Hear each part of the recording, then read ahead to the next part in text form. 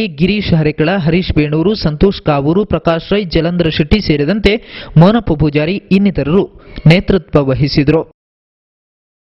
ಜಪ್ಪಿನಮಗರು ಪ್ರದೇಶದ ವಿವಿಧ ಸಮಸ್ಯೆಗಳ ಪರಿಹಾರಕ್ಕೆ ಒತ್ತಾಯಿಸಿ ಸಿಪಿಐಎಂ ಜಪ್ಪಿನಮಗರು ಘಟಕದ ವತಿಯಿಂದ ಮಂಗಳೂರು ಮಹಾನಗರ ಪಾಲಿಕೆ ಎದುರು ಪ್ರತಿಭಟನೆ ನಡೆಸಲಾಯಿತು. ಜಪ್ಪಿನಮಗರು ಪ್ರದೇಶದ ವಿವಿಧ ಸಮಸ್ಯೆಗಳ ಪರಿಹಾರಕ್ಕೆ ಒತ್ತಾಯಿಸಿ ಸಿಪಿಐಎಂ ಜಪ್ಪಿನಮಗರು ಘಟಕದ ವತಿಯಿಂದ ಸೋಮವಾರ ಮಂಗಳೂರಿನಲ್ಲಿ ಪ್ರತಿಭಟನೆ ಹಮ್ಮಿಕೊಳ್ಳಲಾಗಿತ್ತು.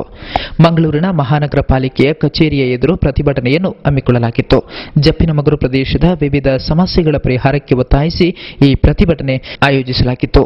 ಜಪ್ಪಿನಮಗರು ಬಜಾಲ್ ರಸ್ತೆಯ ಕಾಂಕ್ರೀಟೀಕರಣ ಜೊತೆಗೆ ಒಳ ರಸ್ತೆಗಳ ಡಾಮರೀಕರಣ, ಕೃತಕ ನೆರೆ ತಡೆಯಲು ತೋಡಿಗೆ ತಡೆಗೋಡೆ ನಿರ್ಮಾಣ, ಜಪ್ಪಿನಮಗರು ಪ್ರದೇಶಕ್ಕೆ ನೀರು ಪೂರೈಕೆ ಸಂಪರ್ಕ, ಕ್ರೀಡೆ ಮತ್ತು ಸಾಂಸ್ಕೃತಿಕ ಕಾರ್ಯಕ್ರಮಗಳಿಗಾಗಿ ಕ್ರೀಡಾಂಗಣ ನಿರ್ಮಾಣ ಮತ್ತಿತರ ಬೇಡಿಕೆಗಳನ್ನು ಇದೇ ಸಂದರ್ಭದಲ್ಲಿ ಮಂಡಿಸಲಾಯಿತು. ಪ್ರತಿಭಟನೆಯ ನೇತೃತ್ವ ವಹಿಸಿ ಮಾತನಾಡಿದ ಸುನಿಲ್ ಕುಮಾರ್ ಬಜಾಲ್, ಮಹಾನಗರ ಪಾಲಿಕೆ ಎಲ್ಲ ಬೇಡಿಕೆಗಳನ್ನು ತಕ್ಷಣವೇ ಈಡೇರಿಸದಿದ್ದಲ್ಲಿ ಉಗ್ರ ಪ್ರತಿಭಟನೆ ಮುಂದಿನ ದಿನದಲ್ಲಿ ಕೈಗೊಳ್ಳಲಾಗುವುದು ಎಂದು ಎಚ್ಚರಿಸಿದ್ದಾರೆ.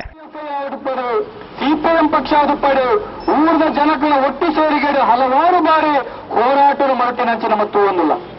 ಆಗ ಈ ಮಂಗಳೂರು ಮಹಾನಗರ ಪಾಲಿಕದ ಅಧಿಕಾರದ ಚುಕ್ಕಾಣಿನ ಪಟ್ಟಿನಂಚಿನ ಸಂದರ್ಭದ ಕಾಂಗ್ರೆಸ್ ಆದಪ್ಪು ಬಿಜೆಪಿದಾದಪ್ಪು ಭರವಸೆಯನ್ನು ಮಾತ್ರ ಕೊಡ್ತಾರೆ ಹೊರತು ಆ ರೋಡಿಗೆ ಇಳಿಮುಟ್ಟ ಸರಿಕಟ್ಟು ವ್ಯವಸ್ಥೆ ಮಾಡ್ತೀವಿ.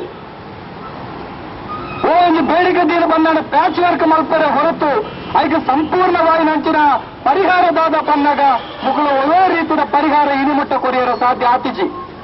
ಆ ಕಾರಣಕ್ಕೋಸ್ಕರನೇ ಸಿಪಿಐಎಂ ಪಕ್ಷ ಈ ವಿಚಾರವನ್ನು ಬಹಳ ಗಂಭೀರವಾದದೊಂದು ಊರದ ಜನಗಳ ವಿಶ್ವಾಸವನ್ನು ಗಳಿಸಿದ್ರೆ ಈ ಹೋರಾಟ ನೀ ಮುಲ್ಪ ಮಂಪು ನಡೆ ಮುಟ್ಟ ಬರ್ತದೆ ಆನೇನಿದಾನೆ ಅಂಡಿ ಆ ಊರ್ದ ಬಿಜೆಪಿ ಮಕ್ಕಳಾದ ಪಡೆ ಕಾಂಗ್ರೆಸ್ ಮಕ್ಕಳಾದ ಪಡೆ ಇನ್ನು ಒಂದು ವ್ಯವಸ್ಥಿತವಾದ ಪಿತೂರಿನ ಮತ್ತೊಂದು ಈ ಹೋರಾಟನ ಸಾಧಿ ತಪ್ಪುನಂಚಿನ ಬೇರೆ ನೌಕರು ಮತ್ತೊಂದು.